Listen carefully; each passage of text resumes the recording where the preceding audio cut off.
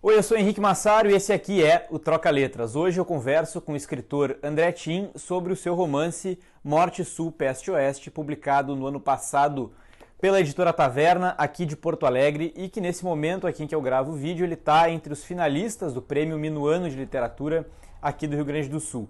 Antes de seguir para o papo, eu vou tentar explicar um pouquinho do que se trata Morte Sul, Peste Oeste. Esse livro segue a forma de duas narrativas separadas, mas que a gente vai entendendo ao longo da leitura que elas vão se aproximando não só em termos da história, que vai em algum momento se cruzar, quanto as duas personagens que estão sendo acompanhadas, a gente vai percebendo o quanto elas são parecidas. Elas logo de cara parecem muito distintas, mas no decorrer da leitura, a cada virada de página, de capítulo, a gente vai percebendo que elas são, na verdade, bem semelhantes.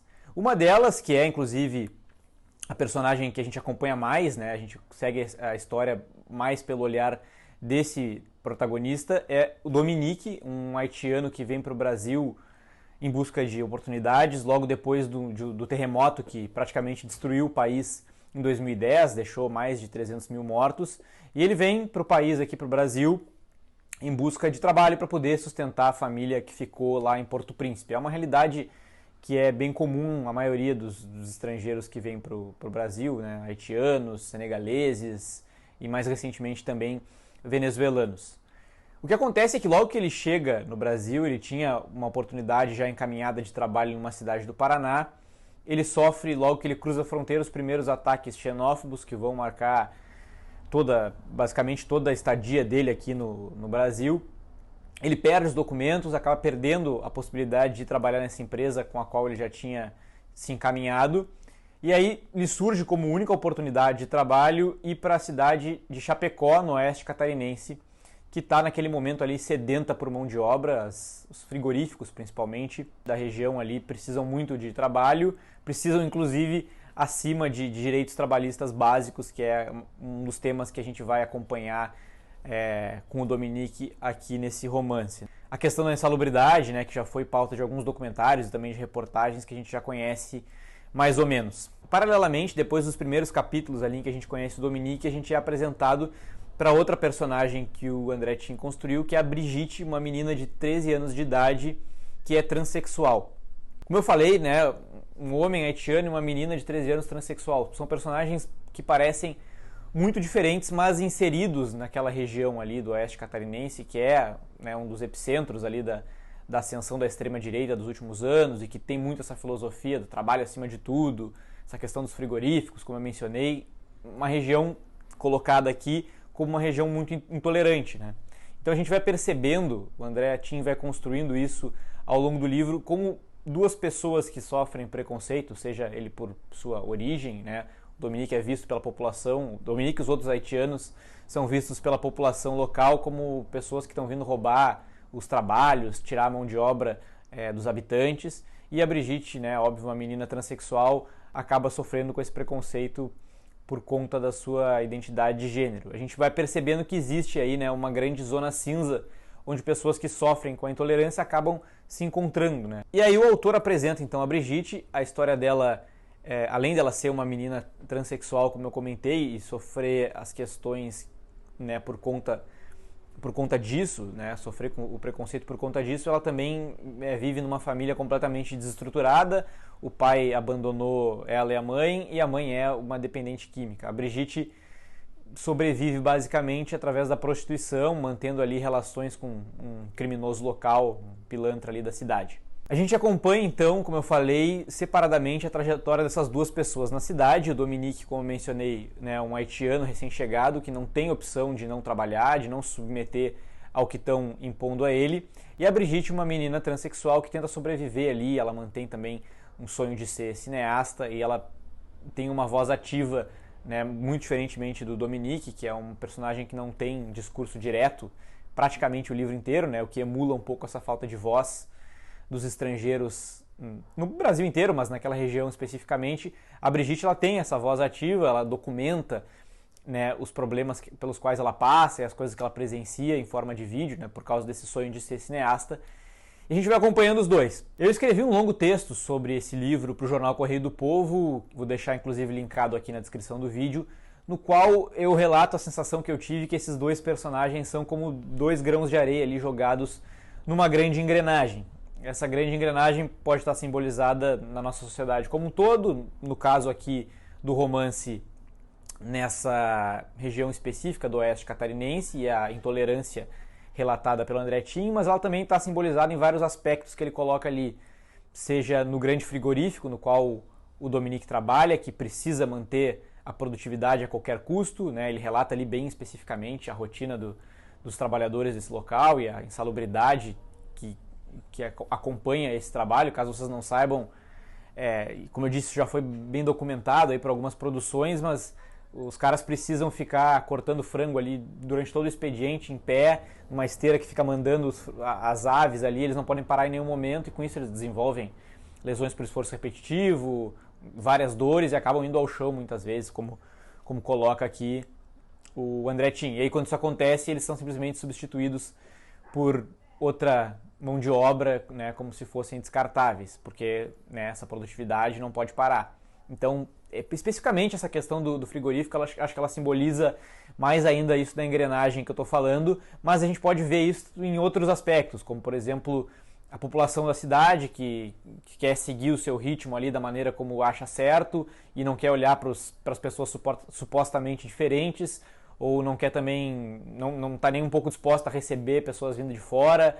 Enfim, é um caldeirão que o André Tin vai desenhando ali, no qual esses dois estão inseridos. Eles são esses dois grãos de areia que eles até atrapalham ali esse sistema do qual eles dependem, mas eles não têm a força para fazer eles pararem, né? A gente vai lendo e a cada virada de página a gente vai vendo um realismo cada vez mais duro, né, que vai se somando e tal, até eles serem expelidos por completo dessa grande engrenagem. Só que aí a grande sacada é que através dessas duas pessoas aparentemente tão diferentes, o André consegue encontrar um espaço, né, para sensibilidade, para o afeto, que vai, inclusive, ser uma das coisas que vai acabar unindo os dois, né? Eu não estou dando spoiler, a gente lendo o livro a gente vai percebendo que eventualmente esses dois vão se encontrar, mas é bem interessante que à medida em que isso acontece, a gente percebe que eles vão se tornando mais parecidos ao nosso olhar. A gente vai vendo que as várias questões que eles sofrem são muito parecidas, são muito semelhantes. Então é isso, o romance ele é bastante duro, né? Ele vai provocando ao longo da leitura uma sensação de revolta na gente, é impossível que isso não aconteça, eu acho, mas também ele tem, né, essas pitadas de ternura aí através dos dois personagens que a gente vai, né, é impossível não se afeiçoar a eles ao longo do livro. Eu acho que é mais ou menos isso, deu para entender do que se trata, né, o mote aqui do Morte Sul Peste Oeste. Como eu falei, quem tiver interesse em saber outros detalhes, dá uma conferida no texto que eu vou deixar linkado aqui na descrição. Antes da gente seguir para o papo, não se esqueçam de se inscrever no canal, isso dá uma força muito grande, curtirem o vídeo, ativar as notificações e comentar aqui embaixo o que vocês estão achando desse conteúdo.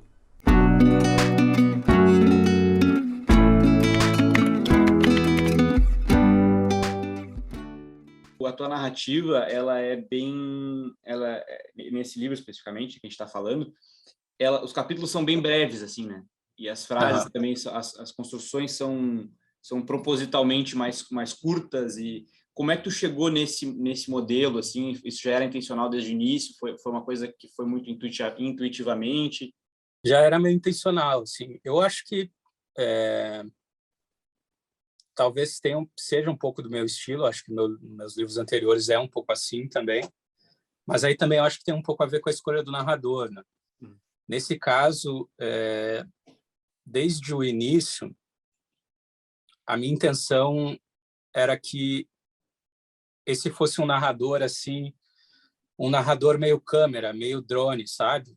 Que ele está ali pairando sobre a cena, mas ele consegue se afastar bastante quando ele precisa, quando é o caso, mas consegue chegar bem perto quando, enfim, quando é preciso também, né? E eu acho que nesse narrador, assim, nem se eu tentasse, não caberia, assim, uma prosa muito extensa, sabe? Parece que é um narrador um pouco mais frio, digamos assim, mais artificial, sabe?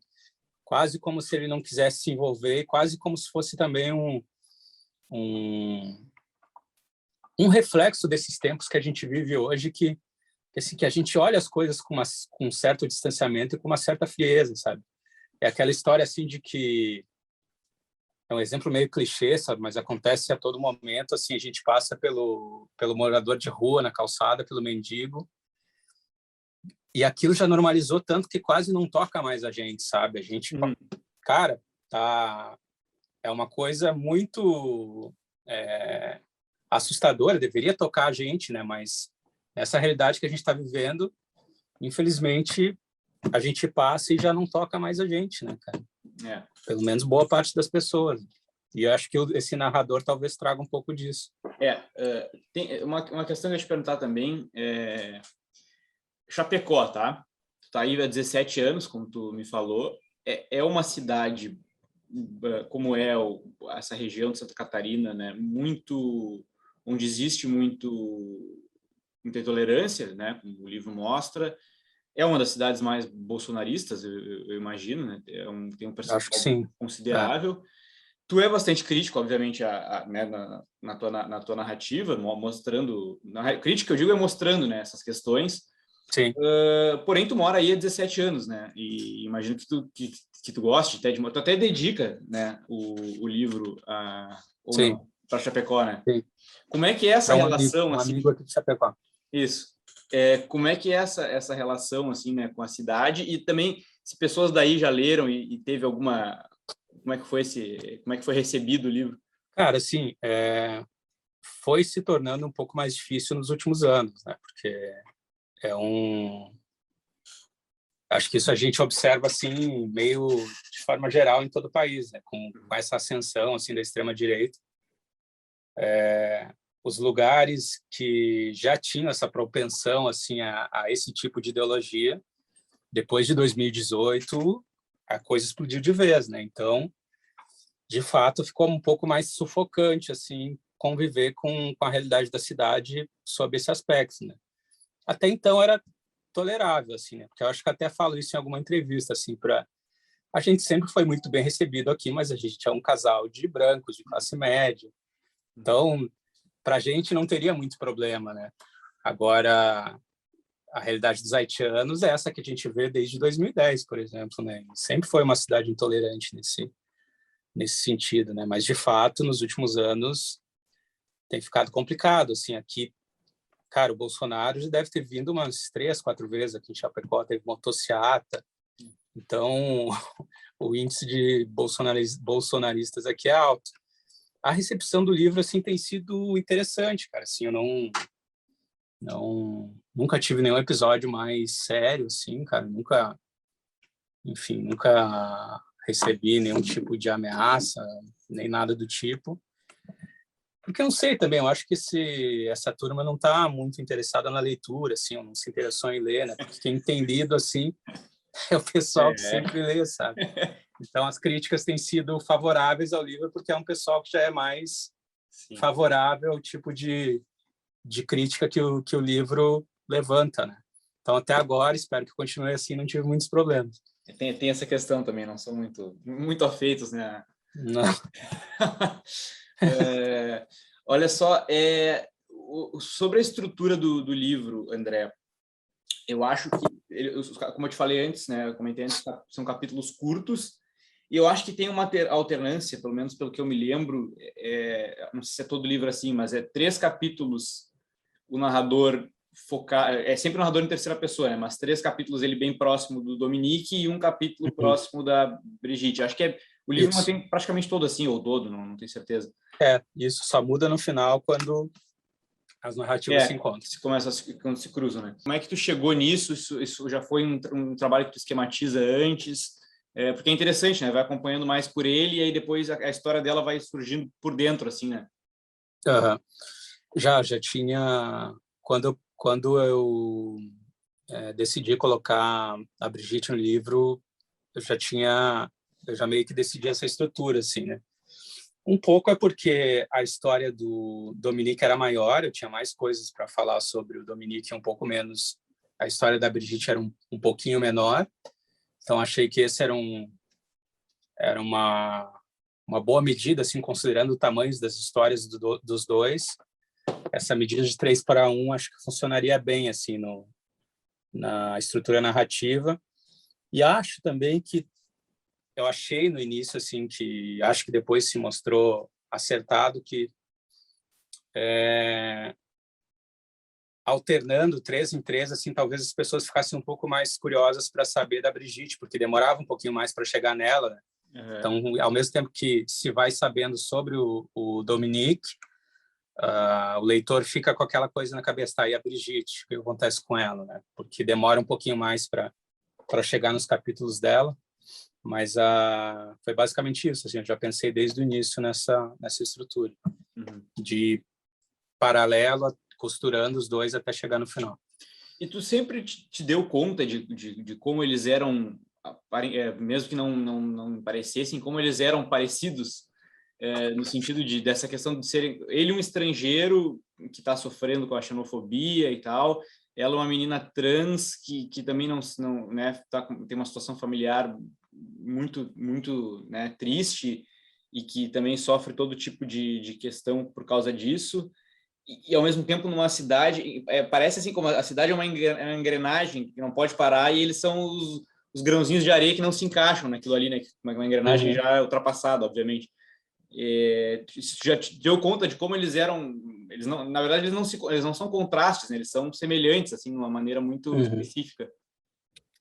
Eu acho que em alguma medida, sim, eu tinha noção dessa semelhança, mas teve coisas que eu fui descobrindo ao longo, ou que foram se construindo, eu fui descobrindo os dois como personagens ao longo da escrita do livro mesmo. E eu acho que até mesmo eu, enquanto autor, eu fui perceber e me dar conta de algumas coisas, assim, né, a respeito da semelhança dos dois, só lá no final, quando eles se encontram mesmo. Sim. Quando eles, de fato, começam a conversar, os dois, e que daí as histórias, de fato, se cruzam, assim, frente a frente. Ali eu mesmo me surpreendi com algumas coisas assim, que foram surgindo no desenvolvimento da história, da narrativa. O que é um bom indício, né? Quer dizer assim, que os personagens caminharam bem, assim, paralelamente para chegar naquele momento ali. Sim. Se vocês curtiram esse papo com o André Tin, eu quero dizer que ele vai voltar aqui nas próximas semanas, aí alternado com outros convidados, e dizer também que a conversa na íntegra, para quem não quiser esperar, de mais ou menos 1 hora aí, está disponível tanto no Spotify quanto em outros agregadores de podcast. É só procurar por Troca Letras, tudo junto, que vocês vão encontrar. Não se esqueçam de se inscrever no canal, ativar as notificações, curtir o vídeo, deixar um comentário. De novo, isso faz muita diferença, eu aprendi isso ao longo desses meses. E vou deixar linkado aqui também na tela dois vídeos que, caso vocês tenham gostado desse, eu acho que vocês também podem se interessar. Até semana que vem, tchau!